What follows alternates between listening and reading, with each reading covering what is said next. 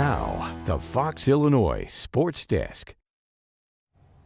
Well, welcome back. We are in day 3 of the 2025 Springfield City Tournament. Our Sammy St. Jean's live at the BOS Center with all the look at tonight's action. Sammy?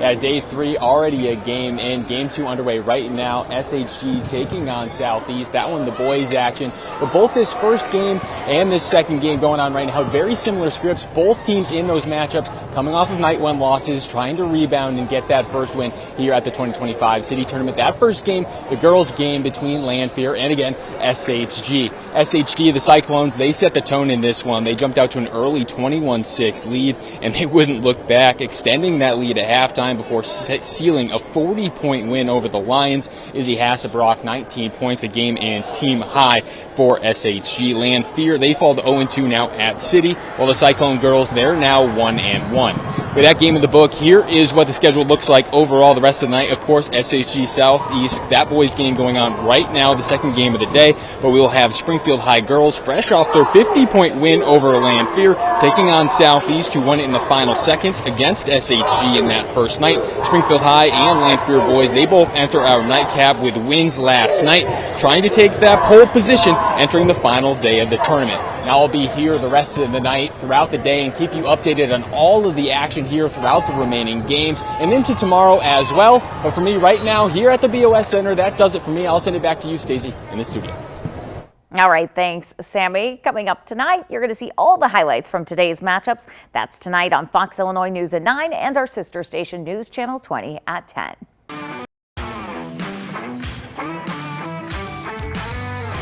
Now, the Fox Illinois Sports Desk. Hey everybody, it's Carson Gordy. We're over here in Danville, Illinois. We're at the Vermilion County Tournament. This is a big basketball tournament. There's 6 schools. And today we were at the championship for the girls game. We had the Salt Fork Storm taking on the Hoopston Corn Jerkers. And let's get right to the highlights. This was the top seed and also the second seed in this tournament. Been playing incredibly well to start. Hoopston had the early lead in the first half. They were able to get some inside action. But Salt Fork did a great job of manufacturing steals. They were able to make some quick layups, even able to show a little bit of an outside range. Salt Fork played incredible, a lot of resilience down the stretch, and they were able to pull away for a 39-25 victory. And those fans were excited to win a championship over in the Vermilion County Tournament. I was fortunate enough to speak to a couple fans who were able to go to this event and what it means for the community.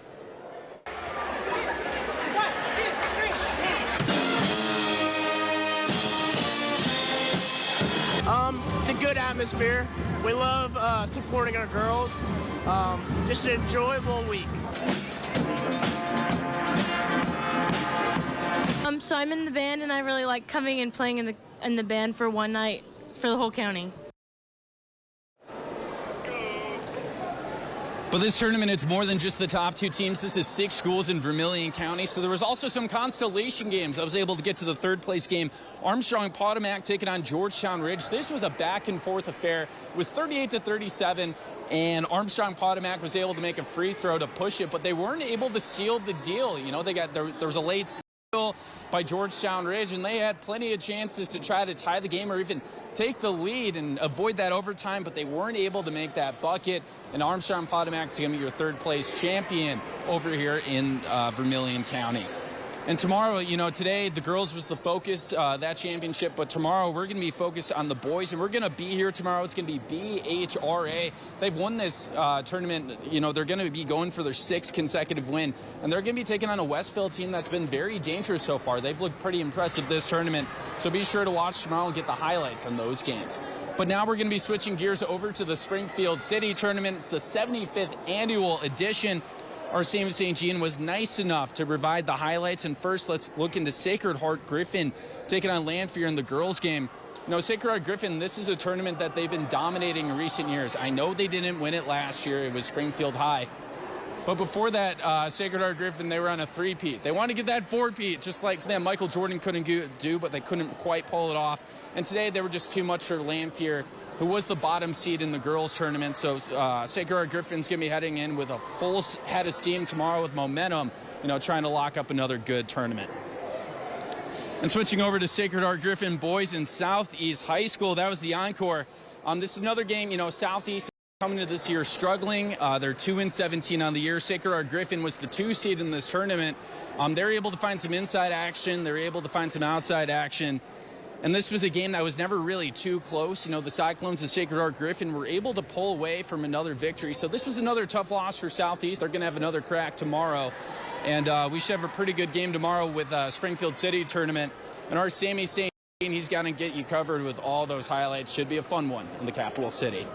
And finally, tomorrow, Illinois head coach Brad Underwood. He's going to be meeting with the media before taking on Northwestern on Sunday.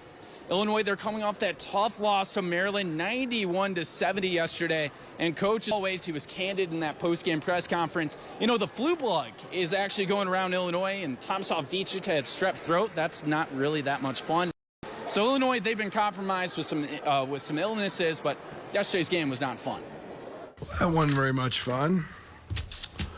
Been a long time since the Illini have taken a good old ass kicking like that, so. But if there was a bright spot from yesterday's game, a man proposed to his girlfriend in the middle of the court, and she said yes. Yeah, that was pretty fun to watch. Unfortunately, Illinois basketball didn't give them the proper engagement gift. They lost to Maryland by 21 points. But Illinois is going to be looking to bounce back against their rival Northwestern. They actually played in December in Evanston. Northwestern was able to pull away that victory. So Illinois is trying to get some revenge and try to get hot after losing 3 out of 4 games. Well, I'm Carson Gordy. We're going to have more high school basketball coverage tomorrow, as well as meeting with Brad Underwood and get an update on Illinois basketball. I'm Carson Gordy. Have a nice night. Thank you for watching, and make sure you subscribe to our YouTube channel. Be sure to watch more videos from Fox Illinois.